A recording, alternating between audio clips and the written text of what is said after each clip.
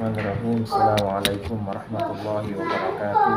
Alhamdulillah wassalatu wassalamu ala Rasulillah wa ala alihi wa sahbihi wa man wala, amma ba'du. Para pemirsa sekalian, khususnya para ustadzah Matab Al-Furqan yang mudah-mudahan senantiasa diberikan rahmat dan keberkahan oleh Allah Subhanahu wa taala. Alhamdulillah pada kesempatan kali ini kita bisa berjumpa kembali di agenda rutin kita, yaitu kajian rutin. Dan untuk hari ini yang kita bahas adalah kitab Al-Wajiz fil Fiqhil Islami karya Syekh Wahbah Az-Zuhaili. Nah, di pertemuan sebelumnya kita sudah membahas tayamum, tentang sebab-sebab dibolehkannya tayamum. Ya, ada 8 sebab yang sudah kita bahas semua. Mulai dari yang pertama adalah tidak adanya air, kemudian tidak mampu menggunakan air karena sebab tertentu, ya, sebab eksternal kalau bisa dikatakan. Lalu ada yang ketiga itu sebab internal, ya, seperti sakit, kemudian luka dan lain sebagainya. Lalu yang keempat adalah air membutuhkan air, baik segera ataupun dalam waktu yang lama, ya, halan au ma'alan. Kemudian khawatir ketika menggunakan air,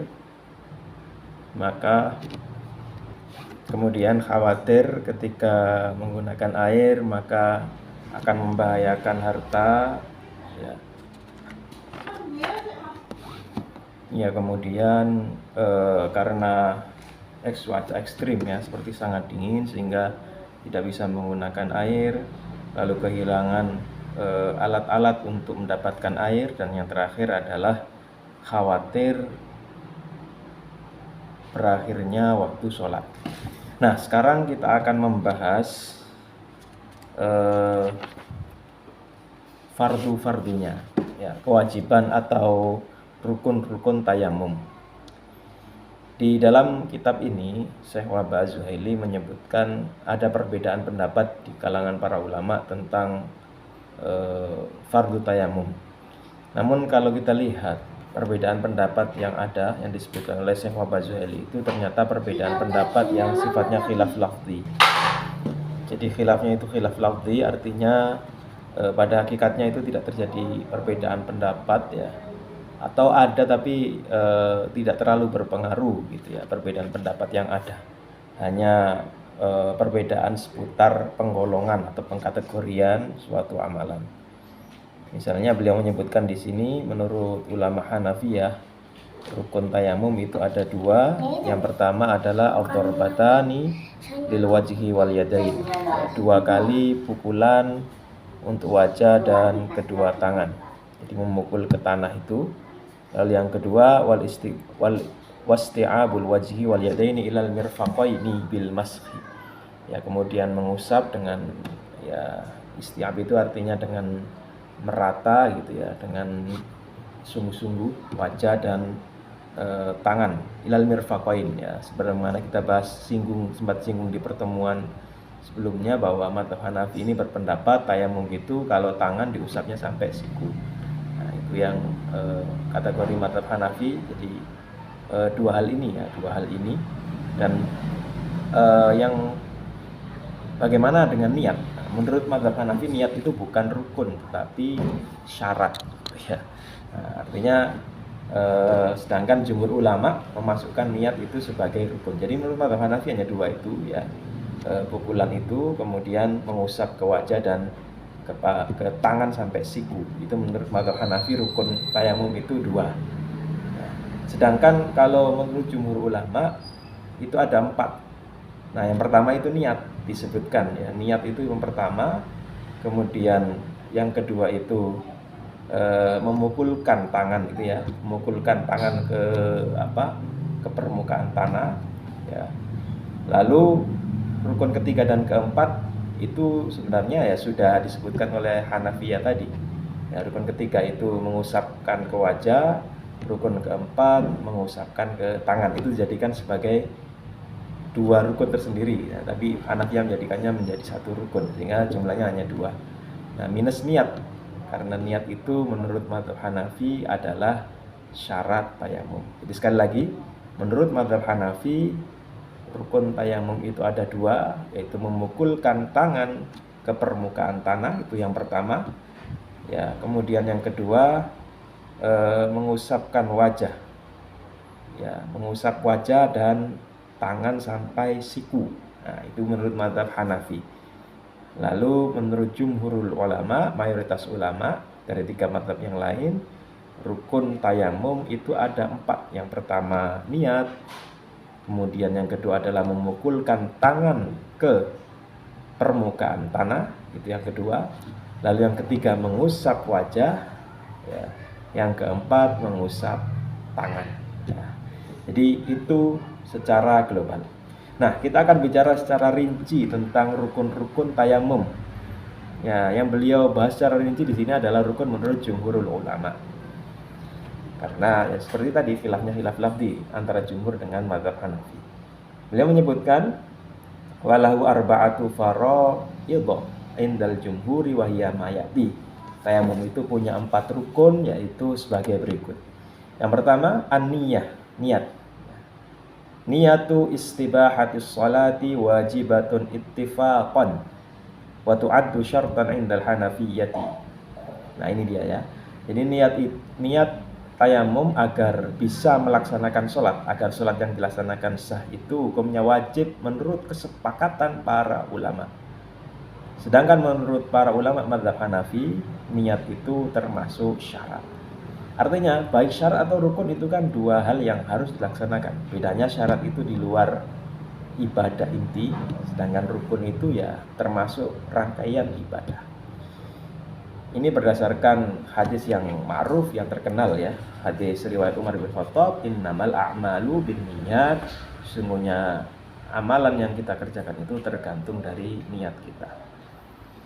Nah, kemudian rukun yang kedua adalah, nah ini yang kedua dan ketiga ya, bisa dikatakan kedua dan ketiga, maskul wajhi wal yadaini bis-sa'id, mengusap wajah dan kedua tangan bis-sa'idi dengan as-sa'id ya. Sa'id sudah kita bahas, ada perbedaan pendapat, ada yang mengatakan permukaan tanah, ada yang mengatakan atau debu ya, ada yang mengatakan sa'id itu adalah semua benda yang ada di permukaan tanah seperti batu, pasir dan lain sebagainya. Itu mazhab Hanafi berpendapat seperti itu. Nah, mengusap wajah dan kedua tangan dengan sa'id. Hanya saja di sini para ulama berbeda pendapat. Ya, antara pendapat yang pertama ada 2 perbedaan. Pertama tentang batasan tangan. Batasan tangan yang diusap itu apakah sampai pergelangan tangan sini atau siku? Nah, kalau para ulama yang berpendapat, yang pertama, pendapat pertama mengatakan bahwa mengusap tangan itu sampai siku. Ini pendapat dari mazhab Hanafi dan mazhab Syafi'i. Sekali lagi, pendapat pertama mengatakan bahwa mengusap tangan itu sampai siku. Ini mazhab Hanafi dan Syafi'i. Nah, pendapat kedua mengatakan bahwa mengusap tangan itu hanya sampai pergelangan tangan. Ini yang fardu ya. Ini yang fardu. Tetapi pendapat ini yang perlu kita perhatikan. Ya, ini pendapat dari sebelum lanjut, ini pendapat dari mazhab Maliki dan mazhab Hambali. Jadi mazhab Maliki dan mazhab Hambali berpendapat bahwa mengusap tangan itu sampai pergelangan tangan. Ini yang fardu, tapi disunnahkan. Nah, ini yang penting, disunnahkan sampai siku. Nah, disunnahkan sampai siku. Nah, artinya yang diperdebatkan para ulama itu apakah yang disunnahkan itu yang fardu itu apakah sampai siku atau pergelangan tangan. Tetapi mazhab Maliki dan Hambali yang berpendapat sampai pergelangan tangan itu mengatakan bahwa kalau mengusapnya sampai siku itu tidak apa-apa. Artinya tidak haram atau makruh atau bid'ah, tapi malah disunnahkan. Tapi yang fardu hanya sampai pergelangan tangan. Artinya kalau sampai pergelangan tangan sudah sah. Sedangkan kalau mazhab Syafi'i dan Hanafi itu tidak boleh, harus sampai siku. Apa dalil dari masing-masing pendapat ini? Kita bahas ya. Dalil yang pertama pendapat pertama yang mengatakan tayamum itu mengusap sampai siku, itu dalilnya adalah hadis ya. Atau maaf, bukan hadis tapi menggunakan qiyas. Ya, disebutkan di sini kama fil wudu'i wa tumsahul yadani ilal mirfaqaini fi ra'yil hanafiyyati wasyafi'iyyati kama fil wudu'. Nah, jadi mengusap kedua tangan sampai siku menurut mazhab mengusap tangan itu sampai siku, kedua tangan ya sampai siku menurut mazhab Hanafi dan mazhab Syafi'i kama fil wudu, artinya sebagaimana pada wudu. Mereka menggunakan qiyas. Kalau wudu itu sampai pergelangan sampai siku, maka tayamum pun mengusapnya sampai siku ya, mengusapnya sampai siku. Nah, itu pendapat dari Hanafi dan Syafi'i yang mengatakan bahwa tayamum itu wajibnya sampai siku. Sedangkan mazhab yang kedua, pendapat kedua dari mazhab Maliki dan mazhab Hambali, mereka berdasarkan hadis. Ya, mereka berdasarkan hadis yang diriwayatkan oleh Ad-Daraqutni dari Ammar bin Yasir. Dia berkata, ajnabtu falam usab alma fatamakka'tu fatamakkatu ya.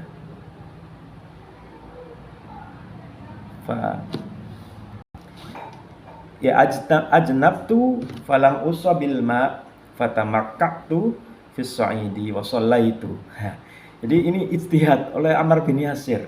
Ammar bin Yasir ini junub, kemudian dia tidak boleh terkena air. Ya, tidak boleh terkena air, badannya karena halangan ya, tidak bisa terkena air. Kemudian dia pun bergulung-gulung di tanah. Ya, karena mungkin di logika Ammar bin Yasir kalau mandi itu diguyur air, nah kalau sebagai pengganti mandi itu ya harus gulung-gulung di tanah gitu ya. Pasal itu wadzakartu dzalika Nabi sallallahu alaihi wasallam, kemudian aku sholat lalu aku menceritakan hal itu kepada Nabi sallallahu alaihi wasallam. Faqala, kemudian Faqala, kemudian dia berkata, innama kana yakfika hakadha. Maaf, Rasulullah berkata ya, bukan Ammar. Nabi yang berkata, Rasulullah berkata, innama kana yakfika hakadha. Kamu tidak perlu gulung-gulung seperti itu, hai Ammar. Kamu hanya cukup melakukan hal ini. Hal ini itu seperti apa? Disebutkan, wa dharaban nabiyyu sallallahu alaihi wasallam bi kaffaihi al-ardha wa nafakha fihima. Tsumma masaha bihima wajhahu wa kaffaihi. Nah, ini ya. Jadi ini pendapat yang kedua. Pendapat yang kedua. Nah, ini pendapat yang kedua berdasarkan dalil ini ya. Jadi kamu cukup Rasulullah ya, ini kan hadis fi'li ya. Rasulullah kemudian memukulkan tangan beliau ke tanah, lalu ditiup ya seperti ini, lalu mengusap dengan tangan yang kena debu tadi wajah beliau. Wakaf, kaf itu telapak tangan.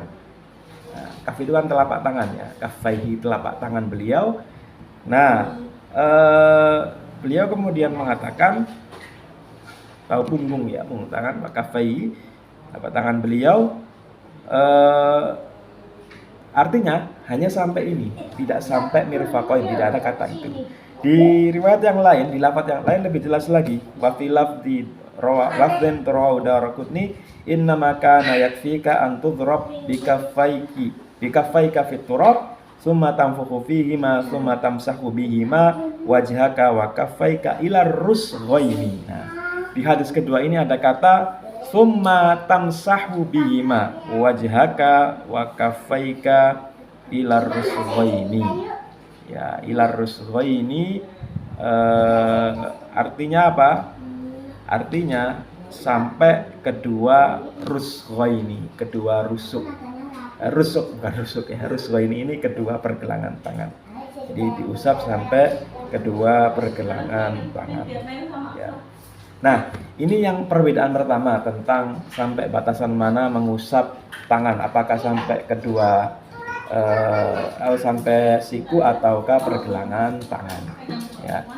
Nah, tapi kita lihat bahwa meskipun berbeda pendapat, ada poin kesepakatan di sini ya. Kesepakatannya adalah kalau diusap sampai siku itu semua mazhab mengatakan tayamumnya sah. Bedanya kalau Syafi'i dan Hanafi itu merupakan fardu tayamum, tapi kalau Hambali dan Maliki itu merupakan sunnah tayamum ya. Sehingga kalau ingin keluar dari khilaf ya diusap saja sampai siku. Tapi kalau ingin milih salah satu ya sampai pergelangan tangan ya tidak masalah, tidak ada problem karena dalilnya juga cukup jelas. Sedangkan yang pendapat pertama tadi itu dalilnya kias dengan wudu. Nah, baik. Kemudian perbedaan pendapat yang kedua mengenai rukun tayamum ini adalah berapa kali pukulan. Pendapat yang pertama itu 2 kali pukulan. Ini berdasarkan hadis riwayat Ammar bin Yasir juga. Ini diriwayatkan Imam Ahmad dan Abu Dawud. Bahwasanya Nabi Shallallahu Alaihi Wasallam bersabda, "Fit tayammumi dzarbatani, dzarbatun lil wajhi wal yadain." Tayamum itu ada 2 kali pukulan, yaitu pukulan untuk wajah dan pukulan untuk kedua tangan. Artinya harus 2 kali pukulan. Jadi pertama pukulan blak seperti ini ya, ke tanah, diusapkan ke wajah, kemudian 1 kali pukulan diusapkan ke punggung tangan seperti ini ya, sampai usuk ya. Dan kalau Hanafi Syafi'i ya sampai ini ya. Jadi Hanafi Syafi'i itu sampai ini. Dengan Hanafi Syafi'i itu tayamumnya 2 kali pukulan, kemudian tangannya itu sampai sini. Nah, sedangkan mazhab kedua